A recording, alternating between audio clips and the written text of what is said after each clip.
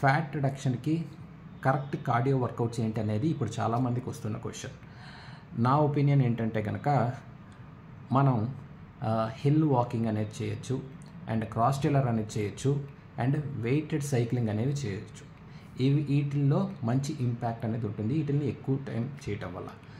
అది కాకుండా మనం జాగింగ్ నుంచి fast running and next level of swimming or else different level of cardios, high level of impact ఉండే cardios చేసామనుకో ఎలాంటి impact ఉంటుందంటే మీ మజిల్ మీద ఇంపాక్ట్ అవుతుంది. ఒకసారి గమనించండి, మీరు పరిగెత్తి చూడండి. ఆ రోజు చేసిన వర్కౌట్ తర్వాత అంతా మనం కొంచెం వీక్గా ఉంటాం. ఆ నెక్స్ట్ డే వర్కౌట్ కూడా కొంచెం వీక్గా ఉంటాం. 24 to 48 అవర్స్ వరకు కొంచెం వీక్గా ఉంటాం. ఓకేనా? ఎందుకంటే హై లెవెల్ ఆఫ్ కార్డియో చేయటం వల్ల. దానివల్ల ఏంటంటే నెక్స్ట్ రోజు చేసే వర్కౌట్స్ అనేది కొంచెం సరిగ్గా కాన్సన్ట్రేట్ చేయలేం.